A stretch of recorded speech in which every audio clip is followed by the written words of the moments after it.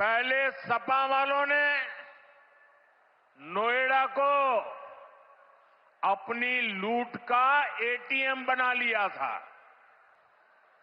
साथियों, जिस नोएडा को पहले अंधविश्वास के कारण अपने हाल पर छोड़ दिया गया था, कुर्सी जाने के डर से पहले के सत्ताधारी यहां आने से डरते थे। मुझे याद है यहां की सपा सरकार थी और मैंने नोएडा आने का कार्यक्रम बनाया तो मुख्यमंत्री इतने डरे हुए थे कि वो उस कार्यक्रम में नहीं आए और मुझे भी डराने की लोगों ने कोशिश की कि नोएडा मत जाओ मोदी जी, अभी अभी प्रधानमंत्री बने हो। मैंने कहा इस धरती का आशीर्वाद लेने जा रहा हूं जो मुझे लंबे अरसे तक सेवा करने का मौका देगा। कुछ एटीएम की बातें सुनने को मिली हैं।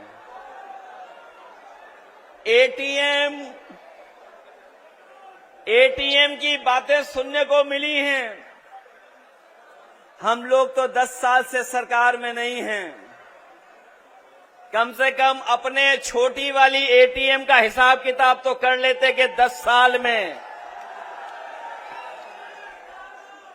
एटीएम का कितना हिसाब किताब बना होगा। और मैं ये अपने पत्रकार साथियों को एक क्विज,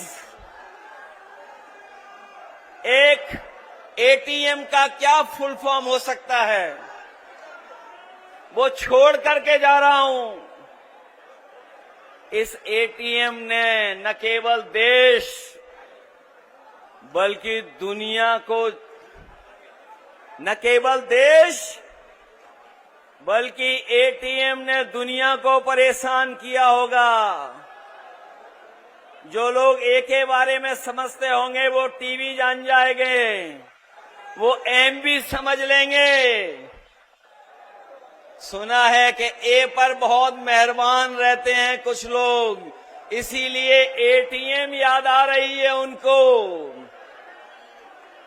बोल के गए हैं वो जानते हैं इस धरती की हुकार से इनकी सत्ता बचने वाली नहीं है। लोग कहते हैं कि नोएडा में हम लोग नहीं आते हैं। लोग कहते हैं कि अंधविश्वास था इस बात को लेकर के, लेकिन हम उनको बता देना चाहते हैं कि दोनों लोग मिलकर के भी अपने कार्यकर्ताओं के घर पर इतनी चाय नहीं पी होगी जितना हमने अकेले अपने कार्यकर्ताओं के घर पर जाकर के चाय पी करके उनको सम्मान देने का काम किया है। और इस नोएडा के विकास के लिए समाजवादियों का योगदान कोई भूल नहीं सकता है। वो लोग वो भी भूल गए कि जिस मेट्रो में बैठ करके उन्होंने उद्घाटन किया था,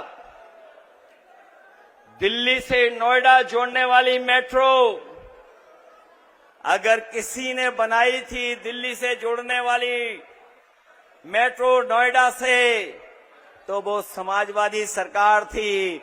न केवल नोएडा दिल्ली जोड़ा था बल्कि ग्रेटर नोएडा को भी जोड़ने का काम हम समाजवादियों ने करने का काम किया था। विकास के तमाम फैसले हमारी सरकार में हुए हैं। जो लोग ये दावा कर रहे हैं फ्रेट कॉरिडोर बन जाने से ईस्ट वेस्ट एक जगह जुड़ गई है, अगर ईस्ट वेस्ट फ्रेट कॉरिडोर को और डीएमआईसी के गठन को और नोएडा, ग्रेटर नोएडा और आसपास के जिलों के विकास को आगे बढ़ाने का अगर किसी ने काम किया था तो वो समाजवादी लोग थे, समाजवादी सरकार थी।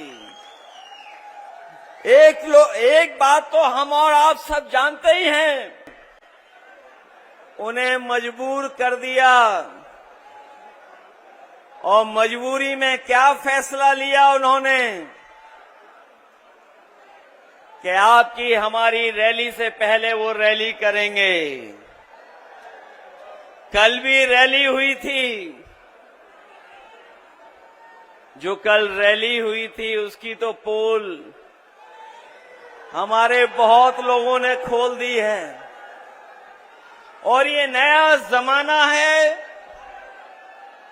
कि कोई कैमरे से नहीं बच सकता है।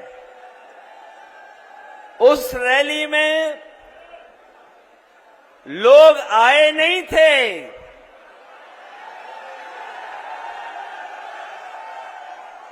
लोगों को लाया गया था। और जो पार्टी अपने आप को दुनिया में सबसे बड़ी पार्टी बोलती है, उस पार्टी के नेताओं को अपने सरकारी कर्मचारियों का सहारा लेना पड़ा। न केवल सहारा लेना पड़ा, बल्कि कुछ दिन पहले जिस संस्था की वजह से न केवल देश में बल्कि दुनिया में वो रॉबर्ट जो दिखाया गया था, सुनने में आया है कि यूनिवर्सिटी कॉलेज से न केवल छात्रों को बुलाया गया और छात्रों को बुला करके कहा गया कि रैली के बाद आपको छुट्टी दी जाएगी। आप जानकारी कर लेना, जहां जहां से छात्र बुलाए गए थे उन सब छात्रों को लंबी छुट्टी दी गई है। और इस बार रैली में जो लोग आए हैं, बीजेपी की उत्तर प्रदेश से छुट्टी होकर के दिल्ली से भी छुट्टी होना तय है। जो लोग हवाई अड्डे का उद्घाटन कर रहे थे, जिन लोगों ने खबरें ठीक से पढ़ी होंगी,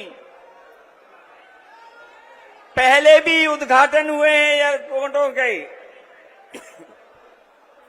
जो उद्घाटन हुए सरकार में, जो कभी समाजवादियों की भी देन है उसमें बनाने में,